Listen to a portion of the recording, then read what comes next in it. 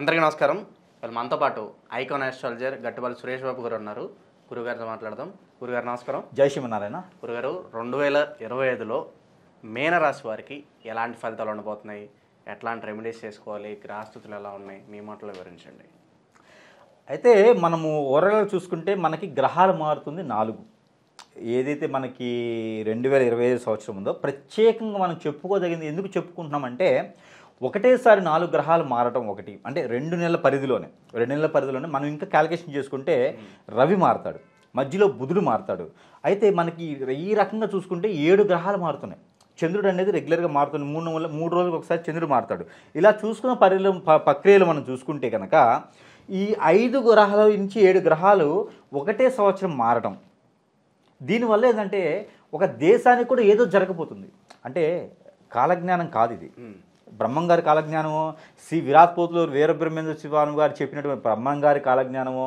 కలియుగాంతం అయిపోతుంది, కలియుగాంతం ఇక్కడి నుంచే మొదలవుతుంది. 2025లో కలియుగాంతం మొదలవుతుందంటే, పోయినసారి మనకి కలికి మూవీ అని ఒకటి చూశారు, గుర్తుందా? ఈ కలికి మూవీ చూసిన తర్వాత అందరికి కూడా కలియుగం అంతమైపోతుందని చెప్పేసి అని చాలామంది నాకు కాల్స్ వచ్చాయి. వీళ్ళందరూ ఏం చేశారంటే పిండి వంటలు వండుకొని తినడం, షుగర్ బీపీలు ఉన్నవాడు కూడా పచ్చళ్ళు పట్టుకోవడం. ఎలా అంటే అందరూ అంటే మేము ఇంకా కాలం అయిపోతుంది, ఇంకేం లేదు, మనకి ఇంక సాధించేది ఏం లేదు, మనం కూడా అయిపోతాం. ఒక తెల్ల గుర్రం మీద పెద్ద కత్తి తీసుకొనేసి కలికి వస్తాడంట. కలికి వచ్చేసి మనల్ని అందరినీ నేనైతే ₹1,00,00,000 తప్పు చేస్తున్నాను, కాంట్రాక్ట్ నేను తీసుకున్నాను, మరి ఏమైందని చెప్పి స్వామివారికి అందులో 10% ఇచ్చి రావడం చాలా జరిగినాయి. కలికి సినిమా తర్వాత నాకు చాలా కాల్స్ వచ్చాయి. ఓకే, ఇలాంటి ఏంటంటే ఇవన్నీ కూడా అపోహలని చెప్పలేము. కాకపోతే కలియుగాంతం అనేది కాదు. ఇప్పుడు ప్రతి సంవత్సరం మనకు వరదలు వస్తాయి, కలియుగాంతమా? ప్రతి సంవత్సరం వానలు పడతాయి, ఎండలు ఎక్కువ వస్తాయి, కలియుగాంతమా? పంటలు పోతాయి, కలియుగాంతమా? తెగులు వస్తుంది, కలియుగాంతమా? జ్వరం వస్తుంది, కలియుగాంతమా? ఇవి కాదు. ఇవి కాలక్రమేణా వస్తాయి, ప్రాబ్లమ్స్ వస్తూ ఉంటాయి, పోతూ ఉంటాయి. మొన్న కోవిడ్ వచ్చింది, కలియుగాంతం అయిందా? కోవిడ్ వచ్చింది, ఎంతోమంది చనిపోయారు, ఎంతోమంది బాధపడ్డారు, ఎంతోమంది ఒంటరులయ్యారు. ఎన్నో ఇళ్లలో అది కొంచెం ప్రాబ్లం, ఇప్పటికి కూడా కోలుకోలేనటువంటి స్థితి ఉంది. అదంతా కలియుగాంతమైందా? కలియుగాంతము ఎద్దు రంకేస్తేనో, చేపకు ఊపిరి వస్తేనో, లేకపోతే శ్రీ విరాట్ పోతులూరు వీరబ్రహ్మేంద్ర స్వామి గారు చెప్పారనో కలియుగాంతం అవ్వదు. కలియుగాంతం శ్రీ విరాట్ పోతులూరు వీరబ్రహ్మేంద్ర స్వామి గారు చెప్పినా, లేదా ఇంకెవరు చెప్పినా కూడా అది ఏంటి అంటే, ఇప్పుడు మనకి గరిష్ట అని చెప్పేసి వాతావరణ శాఖ చెప్తారు. ఒక వారం రోజుల ముందు, 10 రోజుల ముందు పలానా ఏరియాలో వాయుగుండం పడుతుంది, పలానా బంగాళాఖాతం ఇట్లా వాయుగుండం పడుతుంది, పలానా ఏరియాకి ఎఫెక్ట్ ఉంటుంది, పలానా రాష్ట్రంలో వరదలు వస్తాయి, మీరు జాగ్రత్త పడని చెప్తారు. అంటే ఇప్పుడు వాళ్ళు దేవుళ్ళ? వాళ్ళు దేవుళ్ళు కాదు కదా. వాళ్ళు ఎవరు? సైన్స్ నమ్ముకొని దాని మీద దృష్టి ఉంది, దాని మీద చదువుకున్నారు కాబట్టి అది చెప్పగలుగుతారు. ఆయనకి ఇంట్రెస్ట్ ఉంది కాబట్టి. ఇప్పుడు మీకు ఎయిర్లైన్స్ ఇంట్రెస్ట్ ఉంది, మీరు చదువుకున్నారు, మీకు దాని గురించి ఎక్కువ అవగాహన ఉంటుంది. అలానే శ్రీ విరాట్ పోతులూరు వీరబ్రహ్మేంద్ర స్వామి వారు దానికి సంబంధించి చదువుకున్నారు. అది మనకి ఏం చేశారంటే, రానున్నటువంటి కాలంలో జాగ్రత్తగా ఉండండి, ఇలా ఉండండి అని చెప్పారు. మనం ముందుగా మాట్లాడుకున్నటువంటి వానాకాలం, చలికాలం వచ్చినప్పుడు ఎండాకాలంలో జాగ్రత్త పడండి అని చెప్తారో, అలానే విరాట్ పోతులూరు వీరబ్రహ్మేంద్ర స్వామి వారు మీరు రిలేషన్షిప్లో కానీ, మీరు ఉండేటువంటి పద్ధతిలో కానీ, నాగరికత కానీ, ఇలా ఉంటే మీకు ఎలాంటి ప్రాబ్లం వస్తుంది, ఇలా ఉంటే ఏమవుద్ది అనేది రానున్న రోజులు ఎలా ఉంటుందని చెప్పగలిగాడు. ఓకేనా? దానికి మనకేందంటే సైంటిఫిక్గా ఉంటుంది, దాని తగ్గట్టుగా మనకి ప్రకృతి పరంగా ఉంటుంది, అన్ని రకాలు ఉంటుంది. ప్రకృతి అనేది, గ్రహాలు అనేది కామన్గా మారుతున్నప్పుడు ప్రకృతిలో మార్పులు అనేది సహజంగా జరుగుతూ ఉంటాయి. ఓకే, దానికి విపత్తులు వస్తాయి, కలియుగాంతం అవుతుంది అనేది ఏముండదు. ఒకటి గుర్తుపెట్టుకోవాలి అందరూ, మనిషి వల్లే కలియుగాంతం అవుతుంది, ఎవరు చేయరు. ఎవడింటో వాడే నిప్పేసుకుంటాడు, ఎవడింటికి వాడే పెద్ద, ఎవడింటికి వాడే ఇది ఉంటుంది అన్నట్టుగానే దేశంలో కూడా ఏంటంటే నేనే గొప్పవాడిని, ఆ ఈగోతత్వం పోగొట్టుకుంటే కలియుగాంతం ఏమి అవ్వదు. నేనే పెద్దవాడిని అనుకుంటే కలియుగాంతం అవుతుంది, నేనే గొప్పవాడిని అనుకుంటే అవుతుంది ఖచ్చితంగా. అయితే ఎవరు ఏం చేయాలో అది చేస్తారు. బ్రహ్మంగారు చెప్పారు కదా అని అవ్వదు, అది ప్రకృతి వైపరీత్యాలు జరుగుతాయి అని జాగ్రత్త పడటం. ఇప్పుడు 50 ఏళ్ళే స్పీడ్ బండి ఉంటుంది, ఎక్కువ ట్రాఫిక్ ఉంటుంది. ట్రాఫిక్ ఎక్కువ ఉన్నప్పుడు మనం ఏం చేస్తాం, చిన్నగా వెళ్ళరా బాబు చూసి అంటాం. బ్రహ్మంగారు చెప్పింది అది. మీకు ఎగ్జాంపుల్ చెప్పాలంటే, బాగా కాలే నీళ్లు ఉంటాయి, అవి మనం స్నానం చేస్తే ఒళ్ళు కాలుతుంది నాయన, దాంట్లో చన్నీళ్ళు కలుపుకొని స్నానం చెయ్యి, నీ బాడీకి ఎంత హీట్ అయితే కావాలో అంత నీళ్ళు కలుపుకొని స్నానం చెయ్యి, నువ్వు కొన్ని రోజులు బాగుంటావని చెప్తాడు. ఇది బ్రహ్మంగా చెప్పారు. అవి తీసుకుపోయేసి వీళ్ళు దాన్ని ఏదో సృష్టించేసి, చాలామంది నేను చూస్తూ ఉన్నాను వీడియోస్ కూడా, ఇంకేముంది 2025లో అంతమైపోతుంది మనం అందరం అన్నోనప్పటికీ ఇప్పుడు మళ్ళీ అందరూ పిండి వంటలు కొని తినాలి. కామన్ పీపుల్ పిండి వంటలు వండుకొని తినాలంటే అప్పులు తెచ్చుకుని తినాలి మళ్ళీ. సో అలాంటి ఏమి ఉండదు. కలియుగాంతం అయితే నాకు తెలిసినంత వరకు కొన్ని వేల సంవత్సరాలు ఉంది. ఇంకా మనం ఇంకా కలియుగాంతంలో ఆవగింజంత అంటే 2000 సంవత్సరాలు అయిపోయింది కదా, ఇది 2వ శతాబ్దమే ఉంది నాకు తెలిసి. ఇంకా కొన్ని లక్షల సంవత్సరాలు ఉంది. కలియుగాంతం అనేది ఏమి ఉండదు. ఈ కలికి అనేది ఇప్పట్లో రాడు, మనం చూడలేం. అలాంటివన్నీ ఏమి ఉండదు. అశ్వత్థామ చిరంజీవులు అయిపోతారు. తర్వాతే శివుడు బతికే ఉంటాడు, అశ్వత్థామ బతికే ఉంటాడు, నారదుల వారు బతికే ఉన్నారు, అలానే హనుమాన్ బతికే ఉన్నారు. వీళ్ళందరూ కూడా బతికే ఉన్నారు. అంటే ఆదర్శంగా అక్కడ ఉండి వాళ్ళు నడిపిస్తారు కాబట్టే మన సీఎం మన ప్రధాని మనకు కనిపిస్తారు. కానీ వాళ్ళు కనిపించకుండా మనకు నడిపిస్తున్నారు, ప్రకృతిలో ఏం కావాలో చేస్తుంటారు. అక్కడున్న పరిస్థితుల ప్రకారం వాళ్ళకు గురువుగానో ఒక బోధుడుగానో మనిషిని మార్చడానికి ఏర్పడేటువంటి వాళ్ళనే గురువు అంటారు. సత్యసాయిబాబు కావచ్చు, సాయిబాబు గారు కావచ్చు, రాఘవేంద్ర స్వామి కావచ్చు, విరాట్పూర్ వీరబ్రహ్మేంద్ర స్వామి కావచ్చు, ఈ రకంగా వస్తారు భూమి మీదకి. వచ్చి అక్కడ పరిస్థితులు మార్చి వెళ్తారు. ఓకేనా. ఇప్పుడు పక్క దేశంలో యుద్ధం జరుగుతుంది, ఆధిపత్య పోరు. సో అక్కడ దేవుడు లేడానికి కాదు, ఉంటాడు. అక్కడ జరగాల్సిన టైం వచ్చింది, అవుతుంది అంతే. అది కలియుగాంతం అవ్వలేదు. అక్కడ రాష్ట్రం దేశం పోయితే కలియుగాంతం అయిందా? అవ్వలేదు. ఎక్కడ కలియుగాంతం అనేది లేదు. అలా భయపడే సిచ్యువేషన్స్ ఏ రాశి వాళ్ళకి కానీ ఏది కానీ వాళ్ళ ఎఫెక్ట్ లేదు. మీరు అందరూ కూడా ఎలా చేయాలనుకుంటే అలా ఉండాలంటే అలా ఉంటే సరిపోతుంది. ఇది కలియుగాంత స్టోరీ అనమాట. అయితే ఈ యొక్క మీనరాశి, ఈ గ్రహాల యొక్క స్థితిగతులు, ఎఫెక్ట్లు ఈ మీనరాశికి ఎలా ఉంటాయంటే, మీనరాశి వాళ్ళకి కొంతమేర అదృష్టం అని చెప్పొచ్చు, కొంతమేర మిశ్రమ ఫలితాలని చెప్పొచ్చు. ఎందుకంటే మీనరాశిలోకి శని భగవానుడు వస్తున్నాడు కాబట్టి ఆ శని భగవానుడు వచ్చినప్పటికీ ఒక సంవత్సరం పాటు మాత్రం బాగుంటుంది. ఎందుకంటే శని భగవానుడు రావాలి, వచ్చాడు సెటిల్ అయి కూర్చునేదానికి ఆయనకి ప్లేస్ కొంచెం గట్టిగా కావాలి. 2.5 సంవత్సరం పాటు ఉంటాడు కాబట్టి గట్టిగా ప్లేస్ కావాలి ఆయనకి, లేకపోతే చిన్న చిన్నగా కూర్చోడు ఆయన. ఇంకోటి, ఈ 2.5 సంవత్సరాలు ఏం చేస్తాడు, మళ్ళీ వక్రంలోకి వస్తాడు. మధ్యలో ఈ వక్రంలోకి వస్తాడు, మళ్ళీ పోతాడు. అంటే శని భగవానుడు మీ రాశిలోకి వచ్చినా ఏలినాడు శని మీకు ఉన్నప్పటికీ ఆ దోషం ఎఫెక్ట్ అనేది ఎక్కువగా కనిపించట్లా. అందుకని బాధపడాల్సిన అవసరం కానీ భయపడాల్సిన పని కానీ లేదు. ఇది వాస్తవం. అందరూ భయపడతా ఉన్నారు. వీళ్ళు ఏంటంటే ఆల్రెడీ ఈ మీన రాశి వాళ్ళు ఎలా ఉంటారు, మీన లగ్నం వాళ్ళు మీన రాశి వాళ్ళు ఏంటంటే కొంచెం ఉపతాయంగా, కొంచెం బొద్దుగా, అంటే చూడటానికి కొంచెం రౌండ్గా లడ్డూలాగా ఉంటారు అనమాట. కొంచెం డిఫరెంట్గా ఉంటారు వీళ్ళు. అంటే వీళ్ళు ఏంటంటే ఆలోచించేటప్పటికి వీళ్ళకి మైండ్ మొత్తం డిప్రెషన్లోకి వెళ్ళిపోతారు ఈజీగా. అంటే వీళ్ళకి సెన్సిటివ్ మైండ్. ఇప్పుడు వాటర్ ఎలా అయితే ప్రవహిస్తుందో ఈ యొక్క మీనరాశి వాళ్ళు కూడా అలానే ఉంటారు, సెన్సిటివ్ మైండ్తో ఉంటారు. ఏదైనా మీరు చెప్పారనుకోండి, గట్టిగా అరిస్తే కూడా వీళ్ళు లోపల బాధపడతారు. మనిషి చూస్తే బాగుంటారు, అంటే పెద్ద ఏదో గొప్ప వ్యక్తిలా ఉంటారు, కానీ లోపల చాలా సెన్సిటివ్ ఉంటుంది అనమాట. అందుకని వీళ్ళని భయపెట్టే అవసరం ఎవరు చేయకండి. ఓకేనా. ఇంట్లో వాళ్ళు కూడా ఎవరైనా మీనరాశి వాళ్ళు ఉంటే వాళ్ళని కూల్గా పెట్టేయండి, వాళ్ళు ఏ పని చేస్తారు. వాళ్ళని గదిమి కనుక చేస్తే వాళ్ళు అక్కడ కూర్చుని పోతారు, కానీ ఏ పని చేయరు. ఇది అందరు కూడా హింట్ అనమాట. మీనరాశి వాళ్ళకి కాదు, మీనరాశి వాళ్ళతో పడేటువంటి బాధలు వాళ్ళు ఉంటారే వాళ్ళందరికీ హింట్ ఇది. అయితే జనవరి నుంచి మార్చి వరకు కూడా ఈ మీనరాశి వాళ్ళకి ఎలాంటి ఎఫెక్ట్ కానీ ఇబ్బంది కానీ ఏం లేదు. ఎందుకంటే శని భగవానుడు మార్చిలో వస్తాడు కాబట్టి మార్చి వరకు కూడా ఎలాంటి ప్రాబ్లం అయితే ఏం లేదు. అయితే ఆ బాధ అనేది కొంచెం కనిపిస్తుంది. ఏంటంటే హెల్త్ ఇష్యూస్ తీసుకొస్తాడు ఫస్ట్. మీనరాశికి ఏదేం చేస్తాడంటే హెల్త్ ఇష్యూస్ స్టార్ట్ అవుతాయి ఫస్ట్. అది కూడా ఏంటంటే చిన్న చిన్నగా ఉంటాయి. మీకు ఎక్కువగా లావు ఉంటే దానికి ఒబిసిటీ రావడం కానివ్వండి, థైరాయిడ్ రావడం కానివ్వండి అటాచ్ చేస్తాడు. ఇలాంటి ప్రాబ్లమ్స్ ఉంటాయి కాబట్టి ముందుగా మీరు జాగ్రత్త పడండి. హెల్త్ ఇష్యూస్ రాకుండా జాగ్రత్త పడితే సరిపోతుంది. దానికి ఏం చేయాలంటే ప్రతిరోజు కూడా మీరు గ్రీన్ టీ కానీ, హాట్ వాటర్ కానీ, లెమన్ వాటర్ కానీ, లేకపోతే హాట్ వాటర్లో హనీ వేసుకుని తాగితే కూడా శని భగవాన్ యొక్క స్థితిగతుల్లో ఆ శని భగవాన్ యొక్క కృప చెడు కాకుండా మంచి అవుతుంది. ప్రతిరోజు హనీ తినండి, మీకు నరదిష్టి కూడా ఉండదు. ఈ మీనరాశి వాళ్ళకి ప్రతిరోజు హనీ తినడం వల్ల ఒబిసిటీ ప్రాబ్లం కానీ, థైరాయిడ్ ప్రాబ్లం కానీ తగ్గి మీకు నరదిష్టి ప్రభావం కూడా తగ్గుతుంది. వీళ్ళకి చూడటానికి రౌండ్గా బొద్దుకుంటారు కాబట్టి ఎక్కువగా, అంటే ఇందులో ఎక్కువ కనిపిస్తారు. ఆ ఒక ఎఫెక్ట్ వీళ్ళకి ఉంటుంది కాబట్టి వీళ్ళు చూడటానికి అట్రాక్ట్గా ఉంటారు. అందుకని చెప్పి వీళ్ళకి ఎక్కువగా నరదిష్టి కూడా ఉంటుంది. అందుకని ఈ నరదిష్టి ప్రభావం కూడా మీరు తగ్గాలంటే హాట్ వాటర్లో హనీ వేసుకొని తాగితే ఈ నరదిష్టి ప్రభావం కూడా వీళ్ళకి తగ్గుతుంది. ఈ 3 నెలలు కూడా వీళ్ళు చేయాల్సిన రెమెడీ ఇది. ఏ పనులను చేయాలనుకుంటే ముందుగానే మార్చిలోపు చేసేసుకోండి, మంచి ప్రయత్నం ఉంటుంది. విదేశాలకు ఎవరైనా వెళ్ళాలనుకుంటే మార్చిలోపు ఇంటర్వ్యూస్ పెట్టుకుంటే మంచి ప్రయోజనం ఉంటుంది. అలానే మార్చి నుంచి జూన్ వరకు కొంతమేర ఇంకొంచెం ఇబ్బంది అనుకోవచ్చు. అది ఎంతవరకు ఇబ్బంది అంటే డబ్బులు ఇచ్చి రాకపోవటం, మీరు కొత్తగా వ్యాపారం చేయాలనుకుని చేయలేకపోవటం, మొదలు పెట్టాలనుకుంటాం చేయలేకపోతాం, కొత్తగా ఏదన్నా ఇంటర్వ్యూస్కి వెళ్ళడం మన దగ్గర బుద్ధిగా ఉంటుంది. మనం అన్నీ గుర్తుపెట్టినట్టు ఉంటాం, ఆడికి వెళ్ళాడు ఏం గుర్తురాదు. అసలు నేను ఇంటర్వ్యూకి వచ్చాను అన్నట్టు ఉంటుంది. వాళ్ళని నేను చేస్తున్నానా, నేను వాళ్ళని చేస్తున్నానా అన్నట్టుంటుంది. ఈ మీన రాశి వాళ్ళకి అంతా కొంచెం డిఫరెంట్గా అనిపిస్తుంది. ఏది 2020 సంవత్సరం మొత్తం కూడా ఇలానే ఉంటుంది. షర్ట్ వేసుకుంటాడు, ప్యాంట్ వేసుకుని మర్చిపోతారు. సో జేబులో డబ్బులు పెట్టుకుని మర్చిపోతారు. ఇంట్లో వాచ్ మర్చిపోయేసి బస్సులో ఎత్తుకుంటారు. అంటే వీళ్ళవన్నీ కొంచెం మందబుద్ధిగా అయిపోతాయి. సో అందుకని చెప్పేసి రేపు ప్రయాణం ఉంది అంటే ఈరోజే దగ్గర పెట్టుకోండి.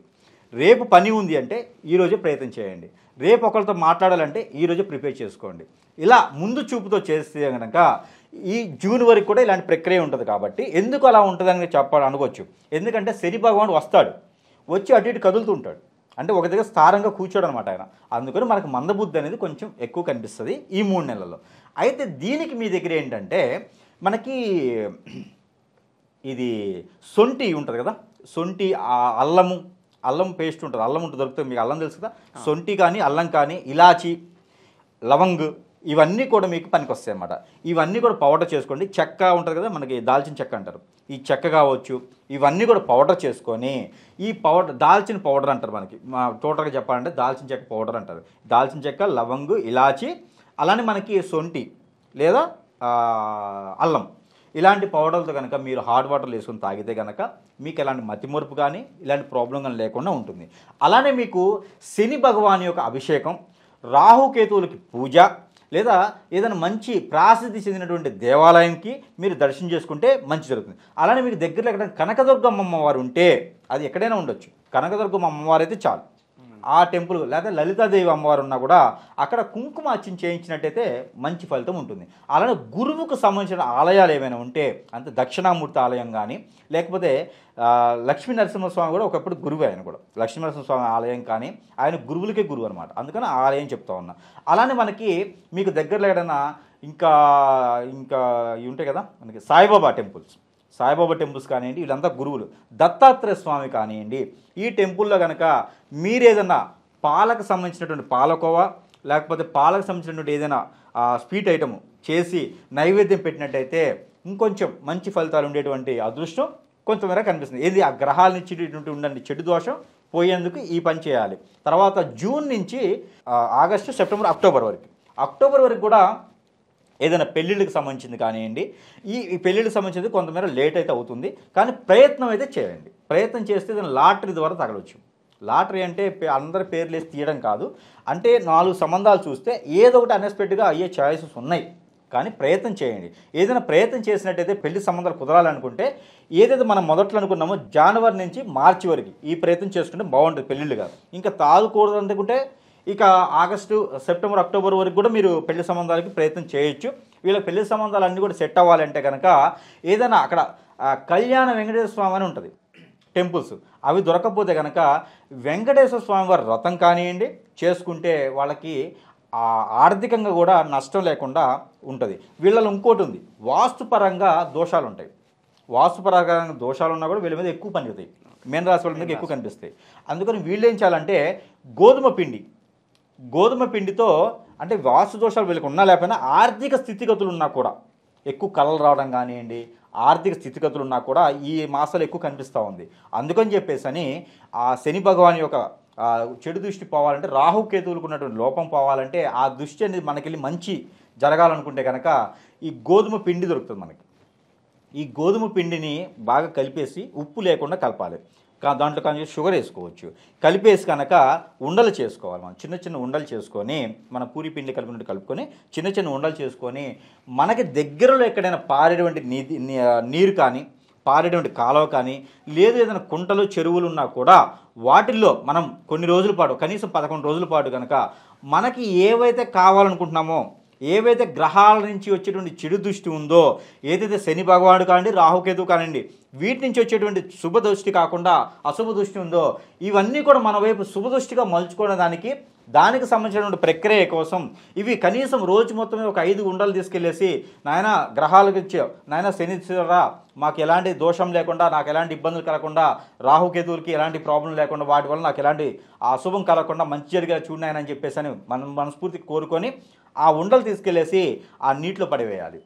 అలా వేయటం ద్వారా వీళ్ళకి చాలా మంచి జరిగేటువంటి అదృష్టం బాగా కనిపిస్తుంది. కాబట్టి ఈ 3 నెలల్లో వీళ్ళు ఈ పని చేస్తే చాలా మంచిది. ఎన్ని రోజులైనా చేయొచ్చు, మినిమం 11 రోజులు చేయాలి.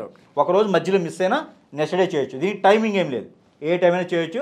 మనం స్నానం చేసినా చేయకపోయినా చేసుకో, ఈ ఉండలు అన్నీ కలిపి పెట్టుకొని రోజుకు ఒక 5 పెట్టేసుకున్నా కూడా చాలు. ఇది చేసుకోవాలి. ఇకపోతే జూన్ నుంచి మనకి సెప్టెంబర్, అక్టోబర్ వరకు మనం చెప్పుకున్నాం కదా. అలానే అక్టోబర్ నుంచి డిసెంబర్ వరకు. అక్టోబర్ నుంచి డిసెంబర్ వరకు ఏంటంటే వీళ్ళకి హెల్త్ ఇష్యూస్ స్టార్ట్ అవుతాయి. దీనికి భయపడాల్సిన అవసరం లేదు. హెల్త్ ఇష్యూస్ అయితే ఖచ్చితంగా వస్తాయి వీళ్ళకి. ఎలాంటి హెల్త్ ఇష్యూస్ వస్తాయంటే స్టమక్ రిలేటెడ్గా వస్తాయి. తర్వాత ఫేస్లో మచ్చలు రావడం కానివ్వండి, స్కిన్ ప్రాబ్లం, ఈ స్కిన్ ప్రాబ్లం కానివ్వండి. దీనికి తగ్గట్టుగా ఎవరికైనా ఆర్థిక సమస్యలు ఉంటే కొంచెం బలపడేటువంటి చాయిసెస్ ఎక్కువ ఉన్నాయి. అలానే ఎవరికైనా పెళ్లి దోషం ఉంటే అంటే కుజు దోషం ఉన్న వాళ్ళకి ఇంకొంచెం ఎక్కువ బాధించేటువంటి ఆస్కారం ఉంది. అలానే కాలసర్ప దోషం ఉన్న వాళ్ళకైతే ఎక్కువ బాధించేటువంటి ఉంది. వీళ్ళలో ఇంకోటి ఉంది, ఇది పూర్వీకుల దోషం అని ఒకటి ఉంటుంది, అది వీళ్ళలో ఎక్కువ బాధిస్తుంది. అయితే వీళ్ళందరూ కూడా 1 కిలోంపావు ఆ 3 నెలల్లో చేయాలి. అక్టోబర్ నుంచి డిసెంబర్ లోపున ఈ 3 నెలల్లోపు కనుక ఏదైనా స్వామివారి దీక్ష తీసుకున్నా బాగుంటుంది వీళ్ళకి. అంటే ఆ దోషాలు ఎక్కువ బాధించవు. అయితే ఇంకా వీళ్ళ దీక్ష తీసుకోలేనటువంటి పర్సన్స్ ఉంటారు.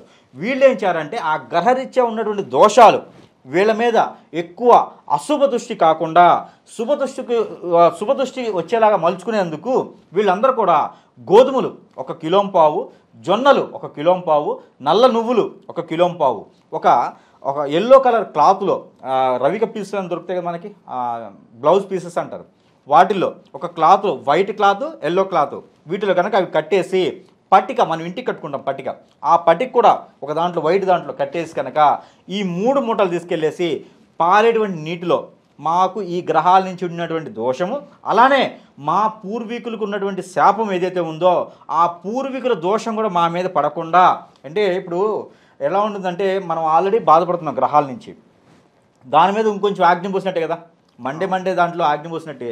ఇప్పుడు మనకు ఆల్రెడీ గ్రహాల నుంచి బాధ ఉంది, అలానే మన పూర్వీకులది, అలానే ఈ అన్ని దోషాలు కూడా కలిపి ఉంటాయంటే మనిషి ఇబ్బంది పడిపోతాడు. అందుకని చెప్పేసి అన్ని దోషాలకి ఉపశమనం ఏంటంటే ఇప్పుడు మనం అనుకున్నట్టుగా నువ్వులు, జొన్నలు, అలానే ఇవి గోధుమలు, ఈ 3 దాంట్లో కట్టేసి పట్టిక కూడా కిలోంబో, ఇవన్నీ కూడా కట్టేసి పారేటువంటి నీటిలో స్నానం చేసేటువంటి అదృష్టం ఉంటే ఓకే, అక్కడ మన పరిధిలో సముద్రమైనా, నది అయినా, చెరువైనా, కుంటైనా, పారేటువంటి కాలవైనా, ఏదైనా సరే, మంచినీటి సరస్సు అయినా సరే, వీళ్ళు అవి తీసుకెళ్ళి, ఇంకా అవన్నీ లేవు, బావి అయినా సరే, బావి అంటే తెలుసు కదా మనకి, ఆ బావి అయినా సరే, బోరింగ్లో అయితే అవ్వదు, బావి అయితే అవుతుంది, ఆ బావిలో కనుక వీళ్ళు మొత్తం అన్ని గ్రహాలకు నమస్కారం చేసుకొని ఆ పూర్వీకుల దోషం కూడా పోవాలనైనా మాకు అంతే మంచి జరగాలని చెప్పేసి అని కోరుకొని వీళ్ళు కనుక దానం అలా దాంట్లో వేసేసి బయటికి వచ్చిన తర్వాత ఎక్కడైనా అయ్యవారి టెంపుల్లో కానీ, అమ్మవారి టెంపుల్లో కానీ, ఏదైనా స్వామివారి టెంపుల్లో కానీ దీపారాధన చేసినట్టయితే మంచిది. అందులోనూ హనుమాన్ టెంపుల్ దొరికితే ఇంకా మంచిది. హనుమాన్ టెంపుల్కి వచ్చేసి ఆవు నెయ్యితో 2 దీపాలు చేస్తే కూడా ఇంకా మంచిది. ఆవు నెయ్యితో 2 ప్రమిదలు, మట్టి ప్రమిదల్లో 2 ఒత్తులు వేసి కనుక దీపారాధన చేసినట్టయితే వీళ్ళకి ఎలాంటి శని బాధ అయినా, ఎలాంటి నరఘోష అయినా, ఎలాంటి దిష్టి దోషాలున్నా, వీళ్ళకి కాలసర్ప దోషాలున్నా, పూర్వీకుల శాపాలున్నా, పూర్వీకుల దోషమున్నా, అలానే వీళ్ళ దాంట్లో శని భగవానుడిది, రాహుకేతువుది, గురువుది ఎలాంటి దోషం ఉన్నా కూడా ఈ దానం చేయడం ద్వారా, ఇలాంటి పరిహారం చేయడం ద్వారా వీళ్ళకి చాలా మంచి జరిగేటువంటి అదృష్టం ఉంటుంది. అలానే మనకి సాయిబాబా గుళ్ళో కుంకుమ దొరుకుతుంది, సాయిబాబా గుళ్ళో విభూది అని దొరుకుతుంది అనమాట, అది పెట్టుకుంటే కూడా వీళ్ళకి మంచి నిద్ర పడుతుంది, బాగుంటుంది. ఎవ్వరు కూడా టెన్షన్ పడే అవసరం లేదు. గ్రహాలు మారుతున్నాయి కానీ గ్రహాలు వాటింతలో అవి మారుతూ ఉంటాయి. ఎవరు ఏది చెప్పారని చెప్పేసి ఎక్కడ పోయి గృహలో కూర్చోవలసిన పని అసరకలేదు, ఎవ్వరు మిమ్మల్ని కదిలించే పని లేదు. మీనరాశి వాళ్ళు అదృష్టవంతులు కాబట్టి వీళ్ళు పుట్టుతుంతోనే అదృష్టం ఉంది. మీరు గొప్ప విషయం ఏంటంటే మీనరాశి వాళ్ళకి పుట్టుతుంతోనే అదృష్టవంతులు, వాళ్ళ పేరెంట్స్ చాలా కష్టపడి ఉంటారు. ఈ మీనరాశి వాళ్ళు వచ్చేటానికి ఏంటంటే కూతురుగాను కొడుకుగాను పుడతారు కదా, వీళ్ళకి అన్నీ ఏంటో అలా అదృష్టం కలిసి వస్తుంది. మీనరాశి వాళ్ళు ఇంట్లో పుట్టారంటే ఆ క్షణం నుంచి వాళ్ళ ఇంట్లో పేరెంట్స్ కలిసి వచ్చినట్టే. అలానే వీళ్ళకి అత్తోళ్ళ ఇంట్లో కూడా మంచి ఆస్తులు ఉంటాయి, మంచి కలిసి వస్తుంది. మీనరాశిగా పుట్టడమే అదృష్టం. వీళ్ళు ఏంటంటే చేపల ఎప్పుడు కూడా గింజుతూ ఉంటారనమాట. సో మీనరాశి వాళ్ళకి ఇబ్బంది లేదు, అన్ని ఒడిదుడుకులు కూడా వలలానే వెళ్ళిపోతాయి. అంటే ఇప్పుడు నాకు సముద్రాల్లో అల వస్తుంటుంది, వీళ్ళకి వచ్చే కష్టాలు కూడా ఏ గ్రహాన్ని నుంచి కాదు, అలలానే ఉంటాయి. ఏ గ్రహం బాధించినా కూడా కష్టం కూడా అలానే ఉంటుంది. ఎంతసేపు ఉంటుంది అలా? ఒక 2 నిమిషాలు అలా వచ్చి ఇలా పోతుంది. వీళ్ళ కష్టాలు కూడా అట్లే ఉంటాయి. వీళ్ళ సెన్సిటివ్ మైండ్ కాబట్టి ఇంత చెప్పాల్సి వచ్చింది. సో ఎవ్వరు కూడా ఇబ్బంది పడకండి. ఇంకోటి, 12 రాశులు అన్నింటిలో కూడా గ్రహాలు మారుతున్నాయి కదా, ఏదో రాజ్యం మారిపోతుంది, మేమందరం సీఎం అవుతాము, లేదా మేమందరం పాలకులు అవుతాము, లేదా మేమందరం ఇబ్బంది పడతామని అనుకోకండి. అన్ని రాశులు బాగానే ఉంటాయి. దానికి సంబంధించిన ప్రెడిక్షన్స్ తీసుకుంటే, దానికి సంబంధించిన పరిహారాలు చేసుకుంటే ఏ గ్రహం మనల్ని బాధించదు. అన్నీ శుభగ్రహాలే, అన్నీ మనకు మంచి చేస్తాయి. కాదే ఒక రోజు ముందు ఒక రోజు వెనక, అంతేగాని వేరే ఇబ్బందులు అయితే ఏం లేవు. అలానే మీన రాశి కూడా చాలా బాగుంది కాబట్టి ఈ పరిహారాలు చేసుకుంటే వాళ్ళలో ఉన్నటువంటి లోపాలు శాపాలు అన్నీ పోతాయి. ఈ యొక్క పెడిషన్స్ చేసుకుంటే ఈ దానాలు కానీ ఇవన్నీ చేసుకుంటే వాళ్ళలో దీర్ఘకాలికంగా ఉన్నటువంటి ఈ రుమ్మతులు ఏదైతే ఉందో ఇబ్బందులు, అంటే కాలసర్ప దోషం ఉంటాయి కదా, రాహు దోషం, కేతు దోషం, అలానే కుజ దోషం ఉన్న వాళ్ళు కూడా ఇది చేసుకోవచ్చు. ఇది చేసుకోవడం వల్ల మంచి మ్యాచెస్ దొరుకుతాయి, పెళ్ళిళ్ళు అవుతాయి, ఎంత ఏజ్ వచ్చినా కూడా ఏమి ఇబ్బంది లేదు. మీరేం టెన్షన్ పడకండి. ఇదే నేను చెప్పాలనుకున్నాను. ఇది మీనరాశి వాళ్ళకైతే 2025లో ఓవరాల్గా మీన రాశి వారికి ఎలాంటి ఫలితాలు ఉంటాయి, మీరు చేసుకోవాల్సిన పరిహారాలు తెలియజేసినందుకు ధన్యవాదాలు. నమస్తే.